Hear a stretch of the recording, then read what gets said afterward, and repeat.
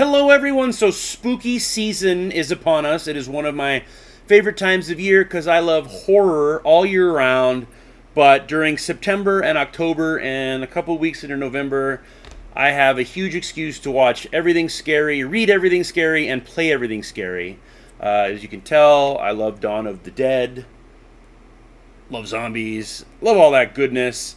So, I'm here to talk about 5 scary as fuck games that you can play right now on your PlayStation 5 and probably that you should play. Let's take a look.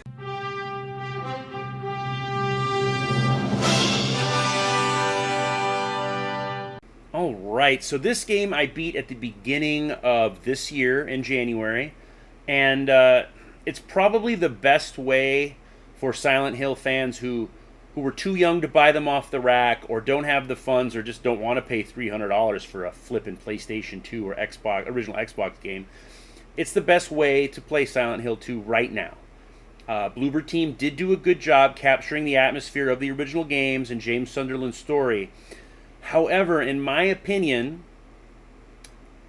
they focus too much on combat and fighting and not enough on like the claustrophobic world that Silent Hill was, just due to the fog and the spacing and how the original Team Silent built the camera angles for you.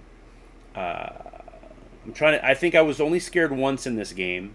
This is kind of a spoiler, but you find a woman and you have to run from where you find her to a strip club.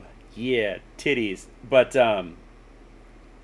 there's a spot there where you're behind it, you're like in a cul-de-sac of garages, and I still felt claustrophobic at that time, but you had to do a lot more battling. Before it was just running and dodging a couple zombie dogs and maybe some freaky shit. But this one, I don't know, the design is still great, the voice acting was done well, the mocap was done very well. It just wasn't as scary to me. I hope that the next game on this list is also done with Bloober Team, and this game has been more frightening than Silent Hill 2. So I guess let's jump right into Bloober Team's recent release that I am currently playing. I think I'm about 10 hours into it. Published by Skybound. Man, Robert Kirkman is just getting into everything. That is Chronos, The New Dawn. You can tell this game was written during the pandemic. 100%. It's about a pandemic, and some of the notes in the game are funny because it's like, you must stay inside, you must this, total totalitarian bullshit that we went through during COVID. So yeah, it's during a pandemic, but you're kind of a time traveler, hence Chronos. And I don't know what I'm trying to find yet. I'm going to be 100% honest with you. You're meeting people, you're finding people, you're like taking their essence, so you get their powers, so you can continue on in this just desolate world. I will say that Chronos' graphics are 1,000 times better than Silent Hill 2. I don't know if because Silent Hill 2 was their first PlayStation 5 game and they hadn't like quite figured out how it works, how the mechanics work and everything in the system. But Chronos looks really good. They did steal assets from Silent Hill. Like, if you played Silent Hill 2 and you jump into Chronos and your character is like shimmying through like a bookcase that you move, it's almost the exact same animation that James Sunderland does when he does it in Silent Hill 2. So it's kind of it's smart. I mean, this game came out better. Maybe they didn't have to rework animations. They didn't have to come up with animations so they could focus on the actual look of the game. It's a hard game. There is no difficulty slider in this game, and I'm going to say it's like Dead Space-esque combat, over the shoulder, third person. You're in a suit that slows you down, very limited resources, and it's hard to find the things you need to upgrade your suit.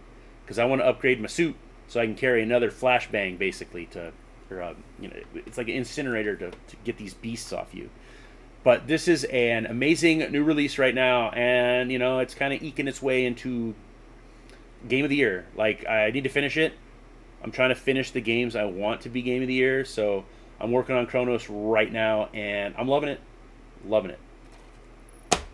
God, I don't even know when this game came out. I know the original came out in like 1988. It's one of the first survival horror games on the PC, and Pieces Interactive decided to do a remake in it, starring David Harbour and Jodie Comer or something like that. I didn't play her side.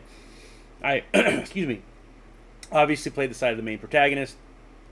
Edward Carnby. Sorry, little cut there. I had a coughing fit, you know. I don't know if I went down the wrong pipe, you know, millions of years of evolution and I choke on my own flippin' spit. But I don't think you wanted to hear that, so I cut it out. And yes, Edward Carnby is the main protagonist in this game. This game's a trip. It's slow moving, and the final boss is very interesting. I'm not going to spoil it, but I'm kind of like, what the fuck? I fought that? That's what I fucking fought? What? Fuck! Because I never played the original. I didn't have a gaming PC. What I'm filming this on right now is like a fucking potato. So, you know, but, Alone in the Dark, it's one of the classic games. It's sad that no one can get Alone in the Dark to work anymore for some reason. The Atari reboot in like 2008, 2009 for the 360 didn't cut it. This one caused Pieces Studios to be shut down, which sucks because this is a competent game. Story is good. Graphics are good. Controls are good. Mocap, voice acting is good. Maybe next time, don't spend the money on big name actors for it. I could have taken, Joe Schmo 7 off the street and I would have been perfectly happy. I don't need to look at the dude from fucking Stranger Things in a hat like Indiana fucking Jones. But it's still a competent game. It's fun. It is challenging, scary. Not as scary as Chronos, but this is not the scariest on the list. Ooh. This game, I think, is the scariest on the list right now. I have completed it. Like I said, I haven't beaten Chronos yet, so who knows what the fuck the developers have done farther into the game. But this game freaks me out because there's a lot of isolation in this game, and there's a lot of tight spaces. I'm insanely claustrophobic. I'm claustrophobic, like, let's say you're in a cave, and I got pretty broad shoulders, and I get trapped underneath the cave. That fucking drives me nuts. I can't stand that. That is my biggest fear. And I don't go caving. I think I went caving 15 years ago. And it was a very wide open cave. I didn't like it, and we got the fuck out and had our little picnic. But still wakes to deep. You're on an oil rig, and you're drilling and drilling and drilling, and you hit something. You don't know what the fuck you hit. Was it one of the old ones? Was it the middle of the earth? You don't know, but your entire rig starts to crumble. People start to change and go insane. And you're all alone with a few friends trying to help you, but oh my god, it's just fucked up. Here, let's hear. I'm going to read the back to you, because I beat this last year too, so memory's a little fuzzy.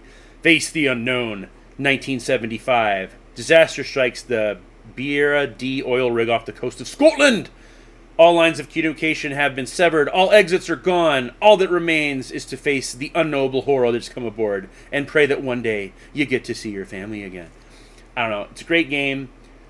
Pick it up. I don't think it's that expensive. It's maybe an 8-hour game. You could beat this over the weekend and just shit your pants because some of the stuff that happens. Like, oh my god, first person. I love it. Play this game. Now, Alan Wake 2 was scary for other reasons and not so much the game. I love Sam Lake. I love Max Payne 1 and 2. I love the original Alan Wake. Quantum Break, great game. Control, one of the best games ever made. I don't know what Mr. Lake was thinking with Alan Wake 2.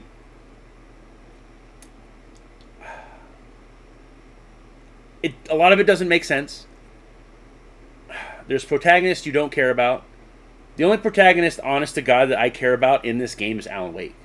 I didn't want new characters introduced that you have to play as. I wanted to play as Alan Wake, and you pop the game in, and you're not playing as Alan Wake. And I'm just like, what the fuck? Little bait and switch. Now, it's a competent game. Beautiful game. Controls well.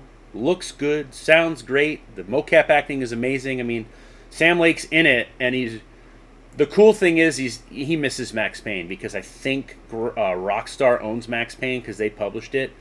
So he kind of got effed out of doing part 3. So he kind of wrote a little character where I don't know, it's Max Payne-ish to me. Maybe that's just the old fart in me, hoping he's trying to get that back. But the Alan Wake parts are great. It's creepy, you're trying to escape your own world, and it's loopy and looped-ish, whatever. But then there's a fucking musical number in this game where Alan Wake's on a TV show and he's fucking singing with the announcer and fuck Sam Lake, either get on the drugs or get off the drugs. If Control 2 is like this, I'm gonna be pissed. Just saying. But I don't know. I actually enjoyed the Night Springs expansion and the Lake House expansion. Those were pretty good. That was good DLC that was creepy and kind of more in vein with the original Alan Wake game, which is one of my favorite horror games and favorite games ever, which is why I was so gung-ho on this becoming physical, which it did, and I'm holding it, and I love it, and everything is on the disc. I just wish the game would have been less artsy-fartsy Cannes Festival shit and more scare the fucking britches off of you, and I don't know. Let me know what you think about Alan Wake 2. I'm never going to play it again. Like, I played it, and I beat it, and I got one ending. I put like 30 hours in this thing. You have to play it again to get the fucking real ending. I watched it on YouTube. I was not going to play this again. I'm probably never going to play it again. I've played the original Alan Wake on the 360 twice, and I think twice on my PS4 because I love that game. This one, no. I'm sorry. Please, Sam Lake. I know you'll never see this. You probably don't even know I exist, which is fine. But god dang it, don't fuck up Control 2. So what are you playing? It's spooky month. Like, comment, share, and subscribe, and I will see you all soon in another video.